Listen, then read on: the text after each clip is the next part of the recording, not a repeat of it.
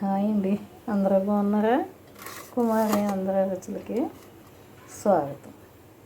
ఇదిగో ఈరోజు చాలా స్పెషల్. చక్కగా ఇదిగో మెట్ట వంకాయలు 2 తీసుకున్నాను కదా. పచ్చిపులుసు ఎలా చేయాలో చూద్దాం. కడిగి క్లాత్తో తుడిచేసుకున్నాను. తుడుచుకుని ఇది నూనె వేసాను. కాయ చుట్టూ నూనె పాముకొని కాల్చుకోవాలి. స్టవ్ మీద పెట్టి కాల్చేసుకోవాలి. ఇలా పుచ్చులు లేని కాయలు, కొంచెం మంచివి, పుచ్చులు లేకుండా ఉన్నటువంటివి తీసుకోవాలి. ఇలాగా నూనె రాస్తే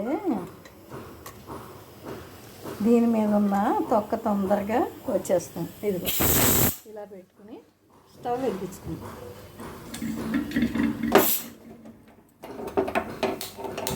అది కాలుతుంది అది అలా చక్కగా 2 కాయలు కాల్చేసుకుందాం. ఇదిగోండి కాలుతున్నాయి. ఇప్పుడు దాకా సిమ్లోనే పెట్టాను, కొంచెం పెంచాను, గమ్మున కాలట్లేదని మీడియంలో పెట్టుకుందాం. ఇదిగో మీడియంలో పెట్టాను. దీనికి ఏమేమి కావాలంటే ఇదిగో పోపుకి తీసుకున్నాను. మినపప్పు, శనగపప్పు, ఆవాలు, కొంచెం మెంతులు, ఇదిగో ఎండుమిరపకాయలు తీసుకున్నాను. ఇదిగో ఇంత చింతపండు తీసుకున్నాను. తీసుకుని ఇదిగో నీళ్ళల్లో నానబెడదాం. చెయ్యి పెట్టితే చిరాగ్గా ఉంటుందని అనుకోకండి. కొన్ని స్పూనులతోటి, గరిటెలతోటి చేసుకోవచ్చు. కొన్ని ఇలాగే చేస్తేనే పని అవుతుంది. మనం స్టైల్గా చక్కగా శుభ్రం కావాలనుకుని చెయ్యి పెట్టుకోకపోతే ఇవే అవ్వవు. ఇందులోంచి రసం రావాలి కదా. రసం రావాలంటే ఇలాగా చెయ్యి శుభ్రంగా సబ్బుతో వేసుకుని అప్పుడు ఇలా పిసుక్కుంటే చింతపండులోంచి రసం వస్తుంది. నానబెట్టుకోవాలి. నానబెట్టుకున్న తర్వాత ఇదిగో పోపు తీసుకున్నాను కదా. ఇదిగో సాల్ట్ ఒక పెద్ద స్పూను, కల్లుప్పు తీసుకున్నాను నేను. ఇదిగో దేంట్లో తీసుకున్నానా. ఇదిగో బెల్లం కరిగిపోతాం అందులో వేస్తే. ఇదిగో పసుపు తీసుకున్నాం. ఇదిగో ఉల్లిపాయలు, ఒక మీడియం సైజు ఉల్లిపాయ తరుక్కున్నాను, పచ్చిమిర్చి వేసాను. ఇప్పుడు ఇది అయిపోతే ఒక ప్లేట్లో పెట్టుకోవాలి. ఈలోగా మనం పోపు వేయించుకోవచ్చు. ఈ పోపు వేయించుకొని ఇది వేగిన తర్వాత ఇవి కూడా నెమ్మదిగా, ఉల్లిపాయలు కదా నెమ్మదిగా వేయించేసుకుందాం. ఇదిగోండి గిన్నె పెట్టుకొని మనం ఏమేమి కావాలో అవన్నీ ఇందులో వేసేసుకోవచ్చు. ఉప్పు, పసుపు, ఇదిగో బెల్లం,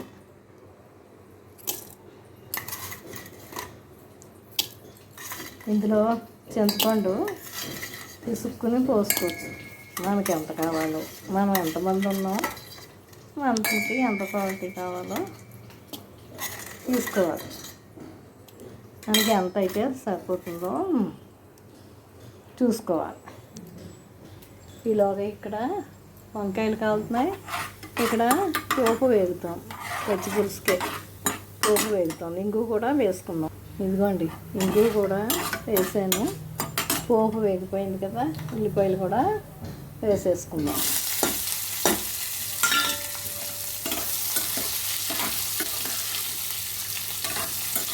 ఉల్లిపాయలు కూడా వేసేసుకున్నాం, వేయించుకున్నాం. ఈ పచ్చి పులుసు చాలా బాగుంటుంది. చక్కగా అన్నింటిలోకి తినచ్చు. పప్పు కూర వండుకుని పచ్చి పులుసు కూడా చేసుకోవచ్చు. బాగుంటుంది, టేస్ట్ చాలా బాగుంటుంది. పూర్వకాలం వంటలు ఇవన్నీ. ఇదిగోండి కరివేపాకు బాగు చేసుకున్న డబ్బాలో పెట్టుకుంటాను నేను. స్టోర్ చేసుకున్నాం అనుకోండి వంట తొందరగా అయిపోతుంది.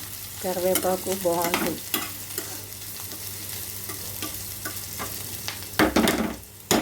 ఇంకొంచెం వేయించిన తర్వాత చింతపండు రసంలో వేసుకుందాం. ఇదిగో కాలిపోయింది. ఇది కాలిపోయింది, తీసి పక్కన. ఇదిగోండి పులుసు, చింతపండు పులుసు పిసికి నేను చూపించాను కదా. ఉప్పు, పసుపు, బెల్లం అన్నీ ఇందులో వేసేసాను.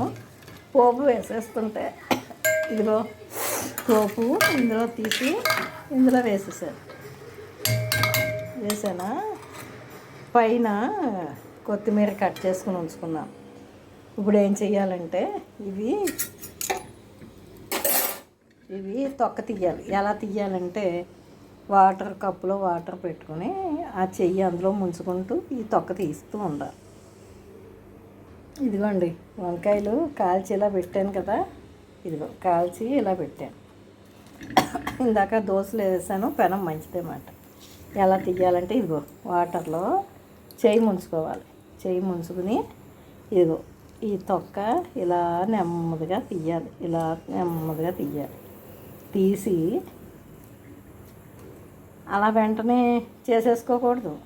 ఈ ప్లేట్లో పెట్టుకుని కాయ అంతా విప్పాలి. లోపల ఎలా ఉందో తెలియదు కదా మనకి. నీట్గా ఉన్నదే తీసుకుని కాల్చుకున్నాం. పుచ్చులు ఏమీ పైకి కనిపించకుండా ఉండేదే కాల్చుకున్నాం. కానీ లోపల ఇలా తీసిన తర్వాత లోపల ఎలా ఉంటుందో మనకి ఏం తెలుస్తుంది.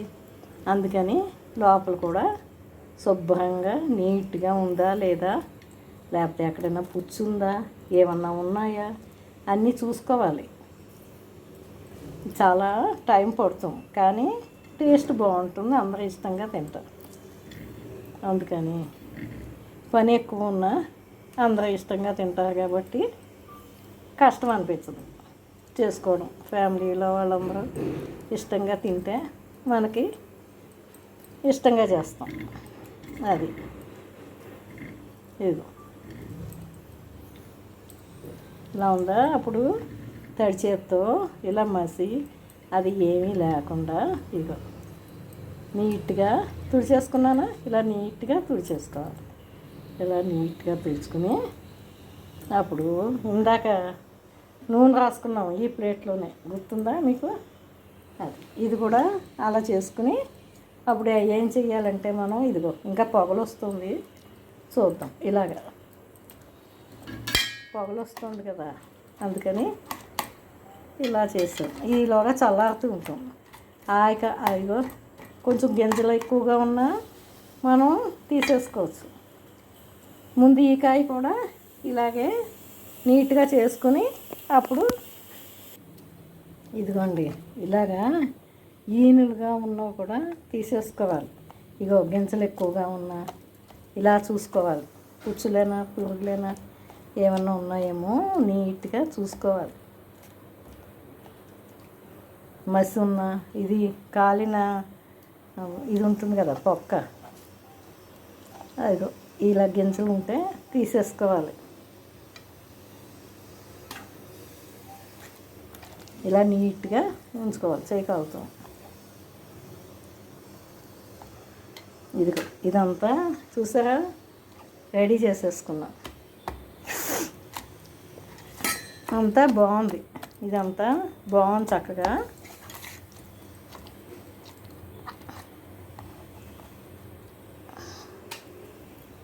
బాగుంది. ఇదంతా ఇలా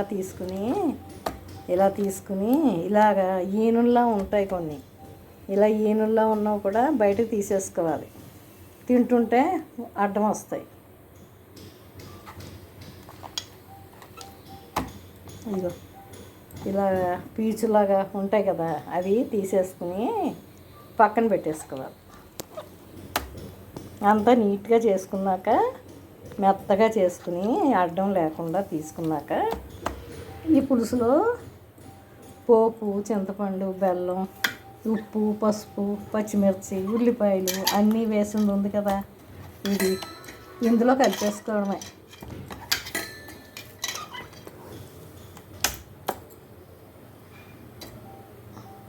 ఇదిగో ఇలాంటివన్నీ తీసి పక్కన పెట్టేసుకోవాలి. అదిగో లేకపోతే అన్నం తినేటప్పుడు ఇదిగో ఇవన్నీ తీసి పక్కన పెట్టేసుకోవాలి. లేకపోతే తినేటప్పుడు చిరాగ్గా అడ్డం వస్తాయి. ఇవి ఆ పులుసులో కలిపేసుకుందాం.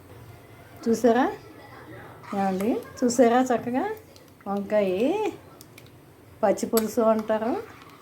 ఇదిగో పులుసు పచ్చడి రెండు ఒకటే. ఇదిగో ఫేమస్ పూర్వకాలం మన అమ్మమ్మలు చేసిన ట్రెడిషనల్ వంట. చూడండి చక్కగా చాలా బాగుంది.